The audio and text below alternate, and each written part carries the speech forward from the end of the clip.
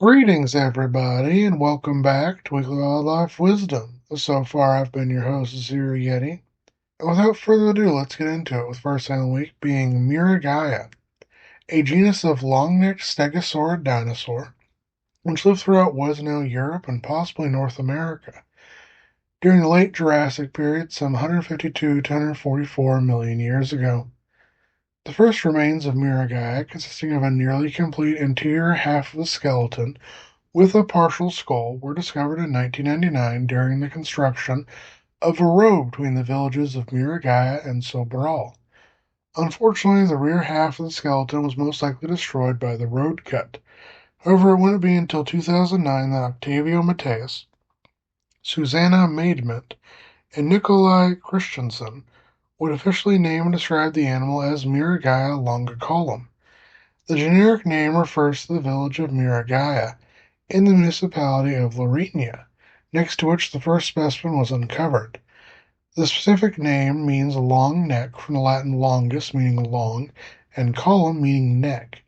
Additionally, the researchers found the partial remains of a juvenile individual intermingled with the bones of the holotype, and were also assigned as the paratype. Since then, it was found that undescribed stegosaur remains, initially excavated in 1959, belonged to a specimen of Miragaia, and that the fragmentary stegosaur Alcovasaurus is likely synonymous with Miragaia and represents a second species, Miragaia longispinus. Additionally, it has been proposed that Miragaia is a junior synonym of Dacenturus. However, current research puts them as distinct yet closely related taxa.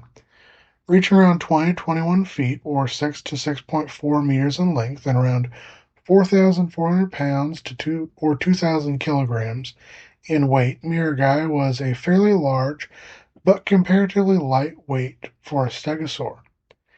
The most notable feature of Miragaia is its long neck, which was composed of at least 17 vertebrae, making it the longest amongst all known stegosaurs.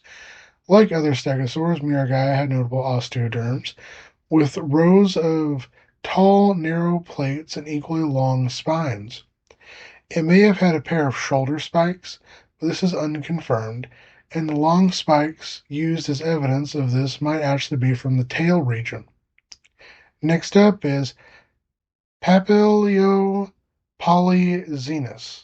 better known as the black swallowtail, the American swallowtail, or the parsnip swallowtail. It is a species of butterfly found throughout much of North America. Here these butterflies tend to dwell in more open habitats such as grasslands, agricultural fields, parks, marshes, and deserts.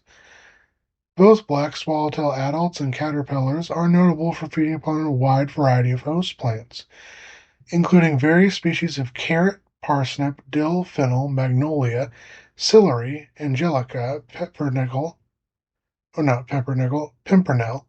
rue, parsley, lovage, Alexander's, rough-root scaleseed, honewort, hemlock dropwort, water cowbane, and Queen Anne's lace. Reaching around 2.72 to 3.31 inches or 6.9 to 8.4 centimeters in wingspan as adult butterflies, with females being typically larger than males, the black swallowtail sports wings that are black with 2 rows of yellow spots. These spots are large and bright in males and smaller and lighter in females. Females additionally have prominent blue area between those 2 rows. Both sexes show a red spot with a black bullseye on the inner hind margin of the hind wings, and an isolated yellow spot on the front edge of the wings. The eggs are pale yellow, and the young larvae are mostly black and white with a saddle. And older larvae are green with black transverse bands containing yellow spots. The black swallowtail caterpillar has an orange forked gland called an osmeterium. When in danger, the osmeterium, which looks like a snake's tongue, everts and releases a foul smell to repel predators. Females lays eggs on host plants, usually on new foliage and occasionally on flowers. The egg stage lasts between 4 and 9 days, and the larval stage is another 10 to 30 days, with the pupal stage being 18 days. Winter is spent in the chrysalis stage, and adults will emerge in the spring to seek out host plants. Black swallowtail butterflies show some significant variation in lifespan depending on the temperature and the species of the host plants, from as little as 2 weeks to upwards of 6. Next up is Chelinus fimbriata, better known as the Amazonian mata-mata, or the mata-mata. It is a species of South American freshwater turtle found in the Amazon basin and river systems of the eastern Guianas. It was formerly believed to also occur in the Orinoco basin and the western Guianas and the upper Rio Negro Branco system. But in 2020, these populations were found to belong to a separate species, Chilenus orinocensis, or the Orinoco mata-mata. The Amazonian mata-mata is a strictly aquatic species which inhabits slow-moving streams, stagnant pools, marshes, and swamps, preferring shallower water where they can easily stick its nose to the surface to breathe. The Amazon mata-mata is an ambush predator which is highly camouflaged to the point that its shell resembles a piece of bark and its head resembles fallen leaves. It remains motionless, blending into its surroundings and waiting for prey to get close enough before thrusting out its head and opening its large mouth, creating a low-pressure vacuum that sucks prey into its mouth, known as suction feeding.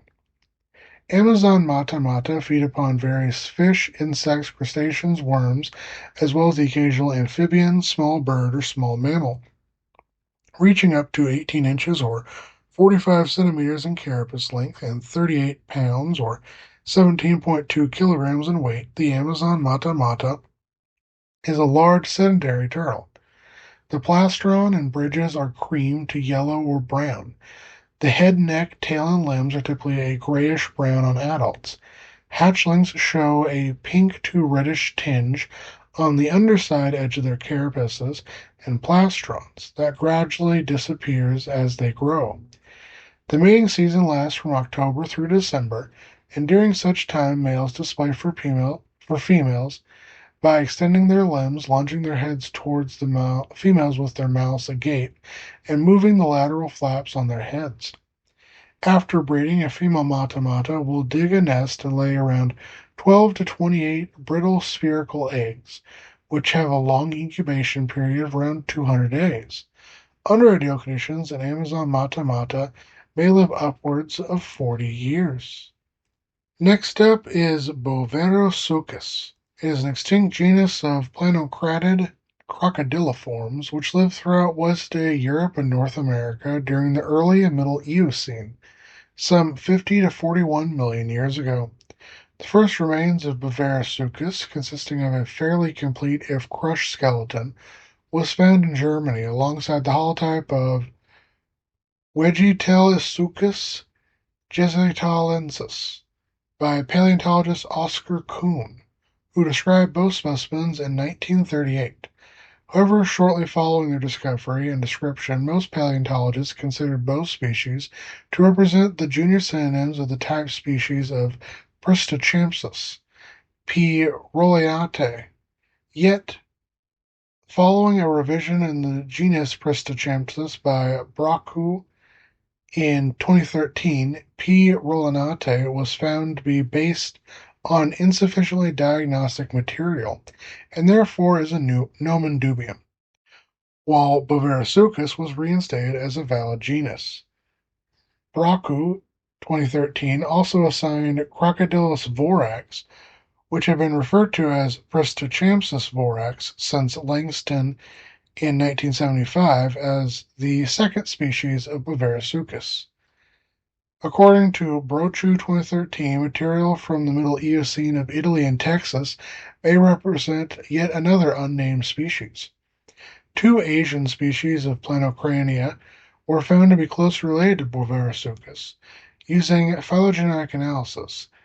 The name Planocrinidae was reinstated to contain these genera and replace Pristochimsidae.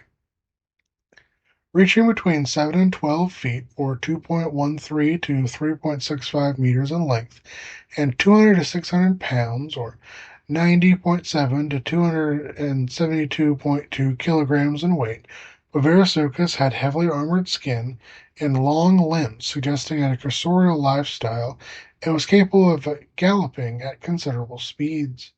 It also had hoof-like toes, suggesting that it lived more on land than in the water, and that it therefore was an active terrestrial predator.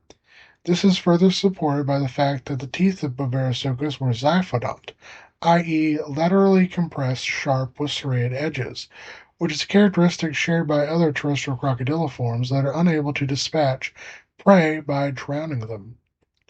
Next up is Balænoptera rici, or as it's more commonly referred to as Rice's whale, or the Gulf of Mexico whale. It is a species of baleen whale that first became scientifically described in 2021. For a long time, it was believed that this species was instead a distinct population of Balænoptera brideae, better known as Bride's whale, as they are nearly identical in appearance, though notably, Rice's whale can be distinguished via three distinct ridges on the top of its head and its wider nasal bones. Additionally, Rice's whale sports a completely unique repertoire of calls and songs. The species is named after marine biologist Dale Rice, who first recognized the whale as some manner distinct from the common Beard's whale, although notably as a subpopulation, back in 1965. Like their common name suggests, the Gulf of Mexico whale is endemic to the Gulf of Mexico, and is only very seldom seen outside of it. Contrary to Bride's whales, which spend much of their time feeding near the surface, Rice's whales have a diel vertical diving pattern, spending their days in deep water and nights near the surface. During these dives, it is believed that Rice's whales feed upon lanternfish, hatchetfish, and cephalopods. At depths of up to 890 feet or 271 meters, reaching around 13,870 to 27,200 kilograms, or 30,578 to 60,000 pounds in weight, and 41.5 or 12.65 meters in length. Rice's whales have a generally streamlined body which sports a notably pale pink underside and a deep dark gray dorsal side. Rice's whales face many threats such as pollution, vehicle collisions, and entanglement in fishing lines and nets, and notably oil spills. These threats, combined with the species' limited range and low population numbers of less than 100 individuals, make Rice's whales critically endangered and considered to be one of the most imperiled marine mammals on Earth. Next up, we have Alectornis rufa, better known as the red-legged partridge or the French partridge. It is a game bird in the pheasant family Pheasantinidae of the order Galliformes, which is native to France, Spain, and Portugal, and has been introduced throughout Britain. They prefer to inhabit shrubland, grasslands, farmlands, and scrublands, as well as rocky areas, where they live in small flocks of around 5 to 20 birds, and feed upon various nuts, seeds, grains, herbs, sprouts, and the occasional insect. Reaching on average 12 to 15 inches, or 30.5 to 38.1 centimeters in length, and 14 to 26 ounces, or 400 to 737 grams in weight, with an 18 to 22.5 inch, or 45 to 57 centimeter wingspan. Adult red-legged partridges are sandy brown above and pinkish buff on the belly and pale gray on the breast, with prominent gorget of black streaking, bold rufous and black flank bars, a cream throat, pink legs, and red bill, as well as a red eye ring. The bill is bright red and the iris is a medium brown. The legs are pinkish red. Red-legged partridges form monogamous pairs and breed during the spring months. Males establish territories where the pair will build a nest and lay eggs. The nest is a scrape in the ground lined with some soft vegetation and is usually hidden in grass or under a bush. The female lays 10 to 16 eggs, then incubates them alone for around 23 to 24 days. The chicks are brooded for the first days and start to fly 10 days after hatching. They usually remain with their parents during the first winter. And under ideal conditions, a red-legged partridge may live up to 7 years. Next up, we have Essox Maskinagi, better known as the muskellunge or the muskie, the ski or lunge. It is a species of large freshwater predatory fish native to North America. Here, muskellunge inhabit lakes and large rivers in and around the Great Lakes region, the Hudson Bay Basin, the St. Lawrence River drainage, and the northern Mississippi River, as far south as the Tennessee River Valley, with a small yet distinct population occurring in the Broad River of South Carolina. Muskellunge are sometimes gregarious, forming small schools in distinct territories. Muskellunge feeding behavior is directly synchronized with the lunar cycle, and during both full and new moons, an increase in feeding activity can be attributed to the increase in moonlight, which is most similarly simulates daytime feeding. Muskies are ambush predators and will swiftly bite their prey and then swallow it head first. They feed upon any fish small enough to fit in their mouth, as well as crustaceans, insects, amphibians, small turtles, small mammals up to the size of a muskrat, and even waterfowl up to the size of a duck. Muskies are themselves preyed upon, albeit rarely, by herons, eagles, osprey, and large snapping turtles, reaching up to 60.25 inches or 153 centimeters in length and 67.5 pounds or 30.5 kilograms in weight. The muskellunge is the largest member of the pike family Eschiodidae. They sport an elongated body, flat head, and a dorsal, pelvic, and anal fins that are set far back on the body. They are light silver, brown, or green in coloration with dark vertical stripes on the flank, which may be which may tend to break up into small spots. Spawning occurs in mid to late spring over shallow vegetated areas with a rock or sand bottom. Spawning may last from 5 to 10 days and occurs mainly at night. The eggs are negatively buoyant and slightly adhesive, and they adhere to the plants on the bottom of the lake. Soon afterward, they are abandoned by the adults. The eggs hatch after incubating for 2 weeks, and at first the fry feed upon copepods and zooplankton, but soon transition to eating larger crustaceans and small fish. They grow fast, reaching upwards of 12 inches or 30 centimeters in their first year. And under ideal conditions, a muskellunge may live up to 30 years. As always, take care of my guys, gals, and non-binary pals. Hope y'all have a wonderful day.